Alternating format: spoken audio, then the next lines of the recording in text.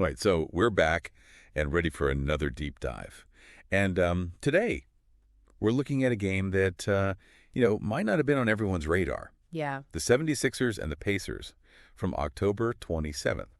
Now, at first glance, it just looks like another high-scoring NBA game. Right. But what we have here, the source material, suggests that this game actually tells us a lot about how teams are, building their offenses now. For sure, especially in the East. Yeah, in the East. It was a close one, too, back and forth the whole time, down to the wire. But what I think is really interesting about this game is that it wasn't like one team just totally dominated, right? Right.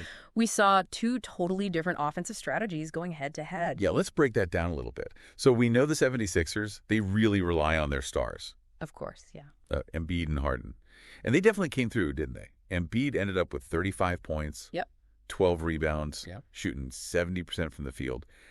But it wasn't just about, the numbers themselves. Totally. I mean, there was this one play in the third quarter. Embiid gets the ball down low. Right. And he does this quick drop step, totally fakes out Turner, and then just slams it in, this powerful dunk, that kind of footwork. For a guy his size, Right. it's unreal. It shows you why he's such a tough matchup. I mean, especially for a younger team like the Pacers. Yeah. And then there's Harden. Well, he did what Harden does, right? It did his thing. 28 points, 11 assists. But then you look at the Pacers, they came at Philly with this, more balanced attack, right? Uh-huh. Led by Halliburton and Mathurin, who combined for 45 points. What really stood out to you about their approach? Well, I think you really saw Halliburton's playmaking on full display.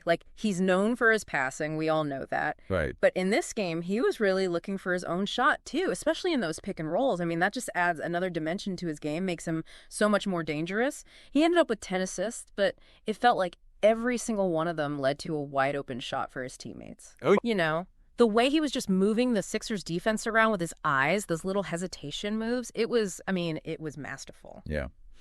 And our source material also mentions this key moment with Tyrese Maxey. He came off the bench for the Sixers, and, man, he brought some serious energy. He did. To their offense. Yeah, and it's more than just energy with Maxey.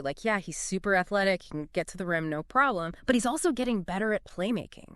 There was this one play, he drives into the lane, he's got 3 defenders on him, right? Yeah. And then he kicks it out to Tobias Harris for a wide open 3. Wow. That kind of court vision, that's what the Sixers need from him if they're going to make a deep playoff run. Okay, so offensively, the Pacers were holding their own. They were right there with them. But their defense, especially in the second half, seemed to be where things kind of fell apart for them. Yeah.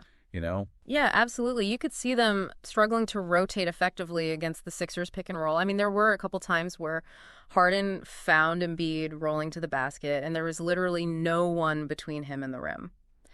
And I think, the Sixers' experience really showed they were just more disciplined in how they were running their defense. Right. So, big picture, what does all this mean? For the Sixers, it's another win in the column as they, try to solidify their playoff spot. But for the Pacers, there are definitely some lessons to be learned from this game. For sure. I mean, the Pacers have got the offensive firepower to compete with any team in the league. I truly believe that. But if they really want to be contenders in the East, they've got to tighten up that defense, especially against teams like the Sixers with all that experience. Yeah. And it's exciting to see these young teams like the Pacers, pushing the pace and challenging the top teams. Yeah, it is. It's good for the league. But this game shows us that experience and playing solid defense, it still matters a lot, especially when you're fighting for a playoff spot. No doubt. And it'll be really interesting to see how the Pacers adjust their defensive strategy moving forward. Will they try to get more physical or maybe try to use their athleticism to force more turnovers? How they adapt will be a key factor for them. That's a great point. Yeah. All right, so as we wrap up this deep dive, I got to ask you, do you think the Pacers, with all that offensive talent, can they really make a deep run in the playoffs? Or are they going to be held back by those defensive inconsistencies?